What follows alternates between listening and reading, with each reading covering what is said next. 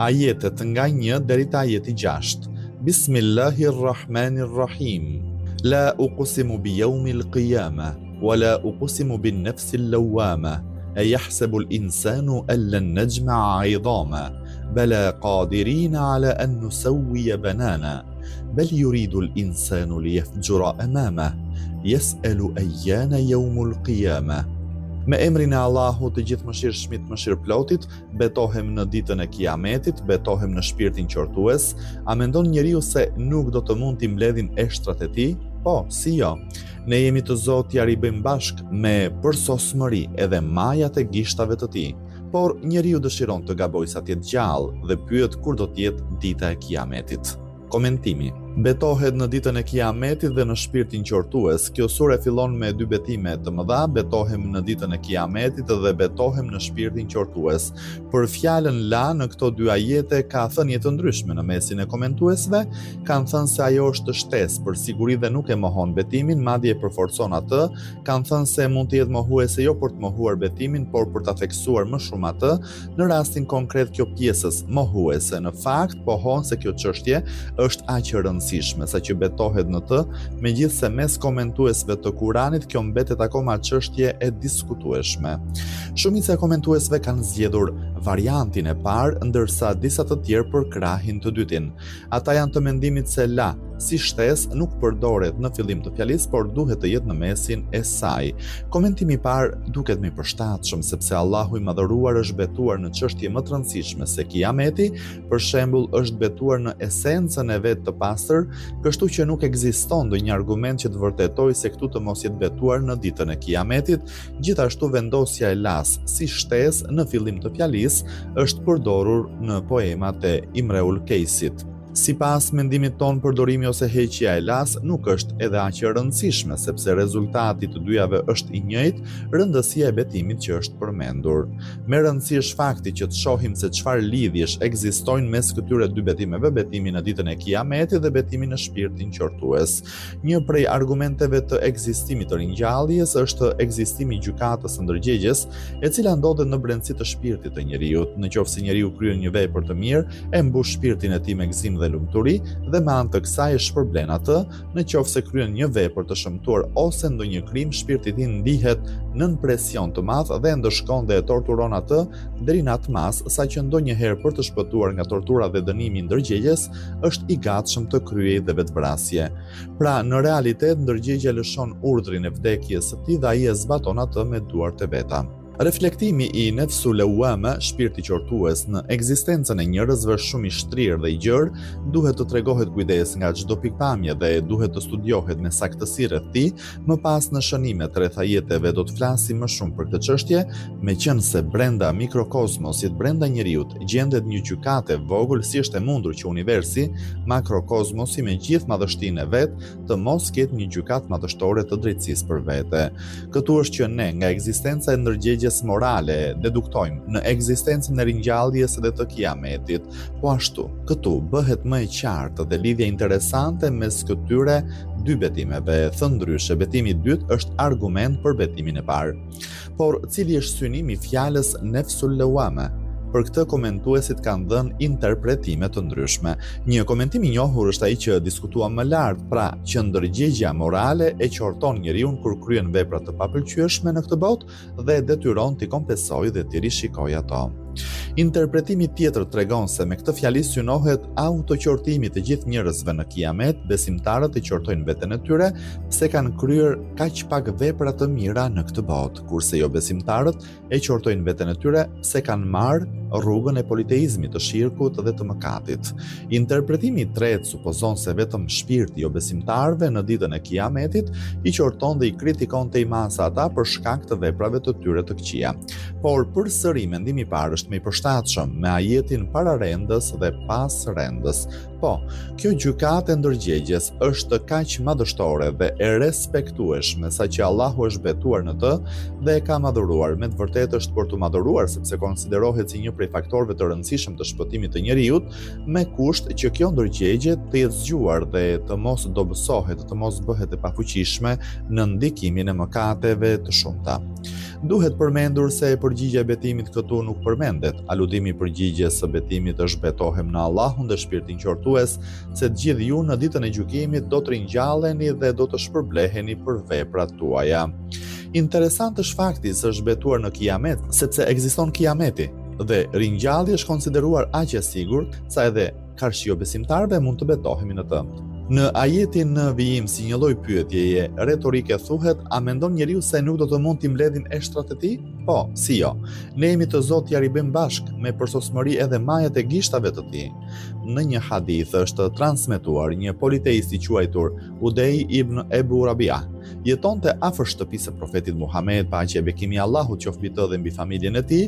Një ditë erdhi dhe e pyeti për ditën e kiametit se si është ajo ditë, se kur do të ndodhë, më pas shtoi.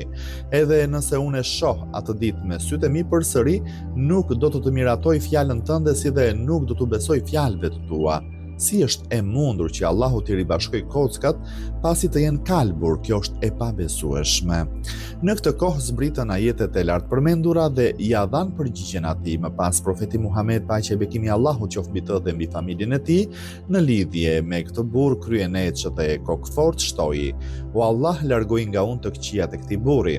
Të njëjtin kuptim hasim dhe në vende të tjera. Në Kur'an, për shembull, në ajetin 78 të sures Yasin lexojmë se një prej mohuesve të ringjalljes kishte marrë në dorë disa copa kockash të kalbura dhe ju drejtua profetit, kush i ngjall eshtrat duke qenë ato të kalbura. Fjala yahsabu rrjedh nga fjala hisban dhe është përdorur me kuptimin e hamendjes. Ajo aludon se këta mohues nuk i besonin vetë fjalët e tyre, por mbështeteshin vetëm në hamendësime dhe përfytyrime të rrejshme e të pabaza. Tani le të shohim se përse përqendrohet kaq shumë te kockat. Ky përqendrim mbi kockat është bërë sepse së pari kockat qëndrojnë më shumë se gjymtyrët e tjera. Kur ato kalbe dhe shndrohen dhe grimcat e pluhurit shpërndahen në tokë dhe shpresa e ribashkimit, e rikompozimit, e rikthimit të tyre është më e paktë në optikën e njerëzve si përfaqësor. Së dyti, kockat përbëjnë bazën më të rëndësishme të trupit të njeriut, sepse kockat formojnë shtyllat e trupit të njeriut. Me anë të kockave kryhen të gjitha lëvizjet, zhvendosjet dhe aktivitetet e rëndësishme të trupit. Shumësia, format dhe përmasat e ndryshme të kockave në trupin e njeriut konsiderohen si prej mrekullive të krijimit të Allahut. Vlera e një kocke të vogël në pjesën e prapme të trupit njerëzor vërehet atëherë kur pushon së funksionuari, sepse nga mos funksionimi i saj shohim se paralizohet i gjithë trupi i njeriut. Fjala benan është përdorur në kuptimin e gishtërimbe edhe në kuptimin e majave të gishtave. Në të dy rastet tregohet se Allahu është ai që i mbledh kockat dhe i kthen ato në gjendjen e mëparshme, por madje i mbledh dhe kockat e vogla me përmasa delikate të sakta, siç janë kockat e gishtave, dhe i rendit ato në mënyrë të saktë siç kanë qenë më parë, madje më shumë se kaq. Allahu i madhëruar është në gjendje që edhe majat e gishtave t'i kthejë në gjendjen e mëparshme ashtu siç kanë qenë, në mënyrë harmonike dhe të përpikt.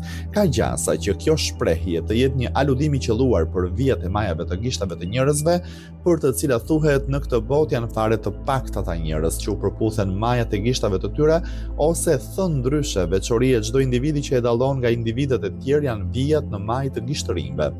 Prandaj në kohën që jetojmë, çështja e gjurmës së gishtit ka marrë formë zyrtare, sepse nëpërmjet saj janë zbuluar shumë autorë të krimeve.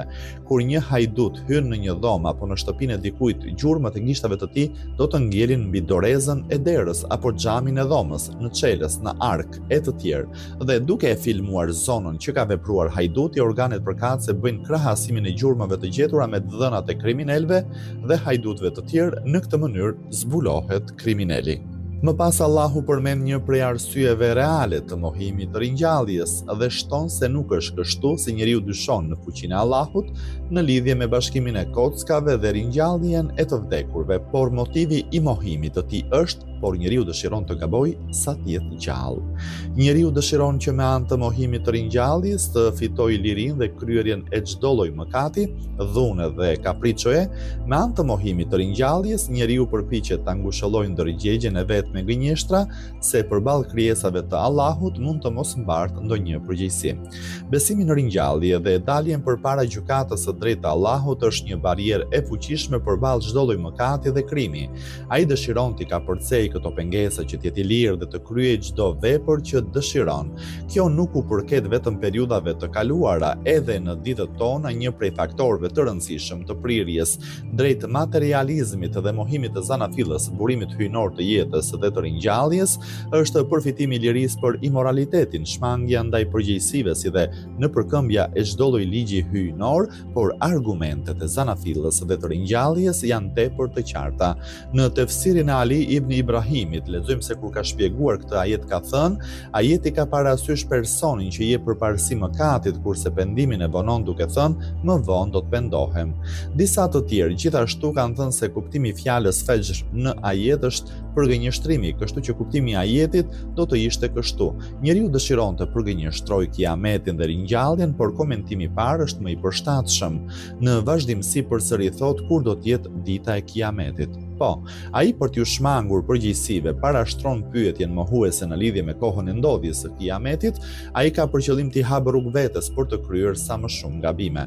Duhet të theksojmë se pyetja e tyre në lidhje me kohën e ndodhjes së kiametit nuk ishte për faktin se ata besonin në kiametin dhe interesoheshin për kohën e ndodhjes së tij. Jo. Kjo pyetje ishte një hap drejt mohimit të kiametit që në thelb. Kjo është e ngjashme me situatën kur një person deklaron se filan njeri do të kthehet nga udhëtimi, por kur koha e udhëtimit zgjatet tepër dhe nuk kemi lajme nga pasagjeri, personi tjetër që është mosbesues i ardhjes së këtij pasagjeri pyet, pra kur do të arrijë ky pasagjer? 2 hulumtime. 1. Gjykata e ndërgjegjes apo ringjallje e vogël. Nga Kurani famlar përftohet që fryma dhe shpirti njerëzor ka 3 faza. A. An-nafsul ammara, që do thotë shpirti rebelues, i cili gjithnjë e shtyn njeriu të kryejë vepra të liga dhe të shëmtuara dhe përpiqet të zbukurojë dëshirat inferiore dhe gabimet.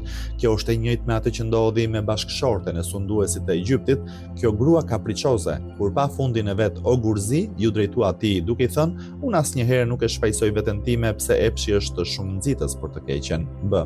An-nafsul lawama, e përmendur në ajetet në diskutim, tregon një shpirt të ndërgjegjësuar dhe pothuajse të informuar, edhe pse karshi mëkatit akoma nuk ka gjetur mbrojtje dhe streh të sigurt, ndonjëherë përballet me ndonjë mëkat dhe bie në kurtin e tij, por pas pak kohe vetdiësohet, pendohet dhe i rikthehet plotësisht rrugës së lumturisë. Tek ai ekziston mundësia e devijimit, por kjo është diçka e përkohshme dhe jo e përhershme. Ai patjetër që është i përlyer me mëkate, por pa vonuar, e kompenson atë me vetqortim, fajsim dhe pendim.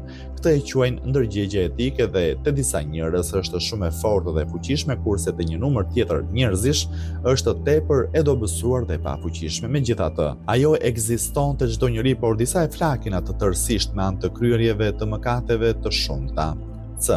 An-nafsul mutma'inna, do të thotë shpirti përsosur, i cili ka arritur në fazën e bindjes së plot, tregon një shpirt që e ka mposhtur shpirtin rebel dhe ka arritur në pozitën e devotshmërisë, të përsosmërisë dhe ndjenjës së përgjegjësisë. Për këtë ka shumë pak gjasa që mëkati të deportojë tek ai. Kjo është e njëjtë me atë që është thënë në surën El-Fajr në ajetet 27 dhe 28, o ti shpirt i bindur plotësisht, kthehu te Zoti yt, i vetkënaqur e i pranuar. Ashtu siç e diskutuam edhe më lart, an-nafsul lawama është një ringjallje e vogël brenda shpirtit të çdo njeriu. Në momentin që ai kryen ndonjë vepër të mirë apo të ligë, menjëherë brenda shpirtit të tij krijohet gjyqi që i kërkon në llogari apo e lavdëron atë. Prandaj njeriu ka një vepër të mirë dhe të rëndësishme, ndihet i qetë brenda vetes dhe shpirti i tij fluturon nga gëzimi dhe lumturia, kënaqësia, entuziazmi dhe gëzimi që përjeton nuk mund të përshkruhet me asnjë shprehje dhe me asnjë penë. Mund të ndodhe kundërta e kësaj, njeriu ka një gabimi ose mëkati të madh, ndihet aq në maks dhe në gjendje të trishtuar, saqë i vërsulet një stuhi pikëllimi dhe hidhërimi, shpirti vlon nga brenda dhe ndihet plotësisht i ngopur nga kjo jetë, madje ndonjëherë për të shpëtuar nga kthetrat e kësaj brenge, duke qenë i vetëdijshëm për fundin e hidhur, u dorëzohet autoriteteve gjyqësore. Kjo gjykatë e brendshme e çuditshme ka një ngjashmëri të përafërt me gjyqin e ringjalljes. 1. Gjykatësi, dëshmitari dhe ekzekutuesi në këtë botë të ndërgjegjes është i njëjtë, ndërkohë që edhe në kiamet ndodhi njëjta gjë, ti do të gjykosh mes robëve të tu për kundërshtit që kanë pasur. 2. Ky gjykatës i ndërgjegjes nuk i pranon rekomandimet të kryeshfetet, ndërhyrjet e politikanëve të tjerë, ashtu siç e lexojmë dhe në lidhje me gjykatën e Kiametit ku thuhet: "Dhe ruajuni një ditë kur askush askujt nuk do të mund t'i kryejë asgjë, kur nuk pranohet për të, jo besimtarin, ndonjë ndërmjetësim dhe nuk pranohet për të kompensim, e as që do të ndihmohen ata fajtorët." 3. Gjykata e ndërgjegjes i analizon dhe i gjykon dosjet më të rëndësishme dhe më domosdoshme të njeriut për një periudhë të shkurtër, e miraton vendimin e vet përfundimtar për të as nuk ka apelim, as thirrje dhe as rishikim. Ai vendim nuk zvaritet me muaj apo vite të tëra. Këtë e lexojmë dhe në lidhje me gjykatën e ringjalljes, ku thuhet Allahu gjykon e s'ka kush që mund t'i kundërvihet gjykimit të tij, ai ndërmerr mas të shpejt. 4. Dënimet dhe ndëshkimet e Allahut përkundër dënimeve të gjykatave zyrtare të kësaj bote, shkëndijat e para të tij ndizen në thellësitë të zemrës dhe shpirtit dhe nga aty dalin dhe përhapen më gjerë. Në fillim e ngacmon dhe prek zemrën e njeriut, më pas ndikimet e tij shfaqen në trup, në fytyrë dhe në ndryshimin e regjimit të gjumit dhe ushqimit të tij, ashtu siç e lexojmë është zjarri ndezur fort që depërton deri në thellësitë të zemrës. 5. Kjo gjykatë e ndërgjegjes nuk ka aq shumë nevojë për dëshmitar dhe vëzhgues, ajo do të pranojë si dëshmitar pro apo kundër njohuritë dhe perceptimet e njeriut të akuzuar, ashtu si dhe në gjykatën e ringjalljes, grimcat e qenies së njeriut, madje dora, këmba dhe lëkura e trupit të tij do të dëshmojnë për veprat e kryera, e derisa i afrohen atij, kundër tyre dëshmojnë të dëgjuarit e tyre, të parit e tyre dhe lëkurat e tyre për çdo gjë që ata kanë punuar. Kjo ngjashmëri e përafërt mes këtyre dy gjykatave është një shenjë tjetër se çështja e ringjalljes është natyrore. Po të ishte ndryshe, si do të mund ta besojmë që në ekzistencën e një njeriu të ekzistojë një llogaridhënie dhe gjykatë misterioze dhe enigmatike, dhe në brendësi të kësaj bote dhe universit të madh të mos ekzistojë fare ndonjë llogaridhënie apo ndonjë gjykatë. Kjo është e pabesueshme. 2. Emrat e Kiametit në Kuranin e Madhërisëm. Një pjesë e madhe e njohurive kuranore dhe çështjeve ideologjike kanë të bëjnë me çështje që lidhen me Kiametin dhe ringjalljen, sepse këto kanë ndikimin më të madh në edukimin dhe zhvillimin e njeriut. Kurani ka përmendur shumë emra për këtë ditë të madhe, secili emër shpjegon një prej dimensioneve të asaj dite dhe mundëson parashtrimin e çështjeve të shumta për atë ditë. Sipas të ndjerit Fejdul Kashani në Menhexhetul Beida, thuhet se në secilin prej këtyre emrave qëndron një sekret dhe në çdo përshkrim është shprehur një aspekt i rëndësishëm, kështu që ne duhet të përpiqemi të perceptojmë këto aspekte dhe të zbulojmë këto fshehtësi.